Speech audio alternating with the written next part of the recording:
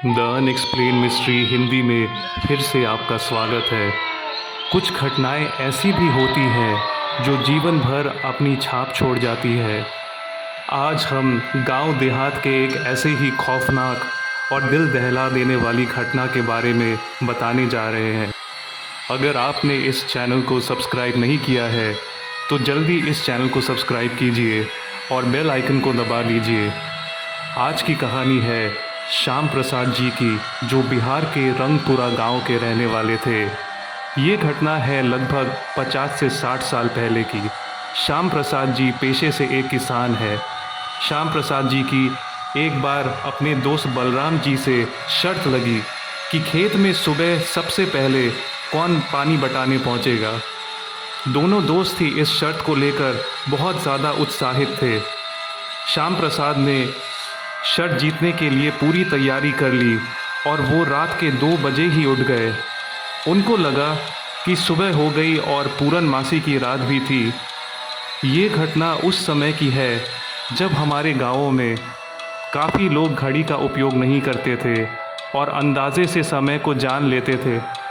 शर्त के एक्साइटमेंट में अब वो जल्दी जल्दी चलकर गांव की सीमा पर पहुंच गए थे, जिसके बाहर चारों ओर सिर्फ खेत ही खेत थे। बहुत ठंड का मौसम था और चारों तरफ सब कुछ कोहरे की चादर में लिपटा हुआ था।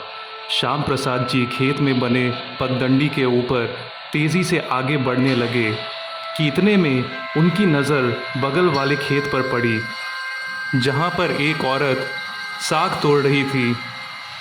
उस औरत का चेहरा घूंघट से ढका हुआ था और उसको इस वक्त अकेले में साग तोड़ता देख श्याम प्रसाद जी बोल पड़े, अरे ये भी भला साग तोड़ने का कौन सा वक्त हुआ?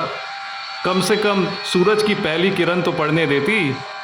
और फिर ज़ोर ज़ोर से वो हंसते हुए बोले, लगता है तुम्हारी भी किसी से शर्त लगी है। ऐसा बोलकर वो आगे बढ़ गए। वो बस कुछ कदम आगे चले ही थे कि उनको लगा कोई दौड़ता हुआ उनके पीछे पीछे आ रहा है। उन्होंने निश्चित होने के लिए पीछे मुड़कर देखा तो वही साग तोड़ने वाली औरत बहुत तेज़ी से उनकी ओर भागते हुए आ रही थी। लेकिन वो औरत पास आते आते बहुत लंबी हो चुकी थी और उसका शरीर एक कंकाल जैसा बहुत ही भयानक दिख रहा था। ये दृश्य देखकर श्याम प्रसाद जी के हाथ पैर ठंडे होते जा रहे थे और वो समझ नहीं पा रहे थे कि आखिर वो करे तो क्या करें। अब वो खतरनाक चुड़ैल उनसे सिर्फ 2-3 कदम की दूरी पर आके खड़ी हो गई। उस चुड़ैल की शक्ल इतनी डरावनी थी कि श्याम प्रसाद जी उसकी तरफ देख नहीं पा रहे थे। इसीलिए जब उन्होंने अपनी नज़रें नीचे की ओर की तो देखा उस चुड़ैल के दोनों पांव उल्टे थे।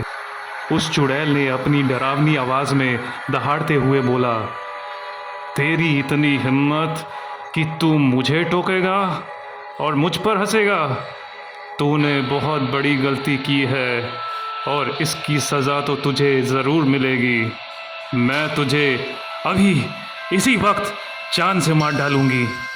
श्याम प्रसाद जी बुरी तरह फंस चुके थे। वो कुछ कदम पीछे हट रहे थे तो वो चुड़ैल और सामने आती जा रही थी। इसी दौरान उनका पांव फिसला और वो खेत में गिर पड़े। उनके हाथ में एक खंजर थी जो उनके हाथ से छूटकर नीचे गिर गई और ठीक तभी वो चुड़ैल श्याम प्रसाद जी की छाती पर आकर बैठ गई। श्याम प्रसाद जी को अब लगने लगा था कि आज उनका आखिरी दिन है और वो अब इस चुड़ैल के हाथों से और नहीं बच पाएंगे। चुड़ैल ने अब उनका गला पकड़ लिया और उनका गला कस के घोंटने लगी। श्याम प्रसाद जी कष्ट से छटपटाने लगे और ठीक उसी वक्त उनका हाथ नीचे गिरे खंजर पर पड़ा। जैसे ही उन्होंने खंजर को छुआ, चुड़ैल उनके सीने से उतर गई और 2-3 कदम पीछे जाकर खड़ी हो गई। वो जल्दी इस बात को समझ गए कि चुड़ैल खंजर की वजह से उनके पास नहीं आ रही है। वो खंजर अब उनका जीवन रक्षक अस्त्र बन चुका था। श्याम प्रसाद जी ने दोनों हाथों में उस खंजर को मजबूती से पकड़ा और उस चुड़ैल पर हमला करने के लिए आगे बढ़े।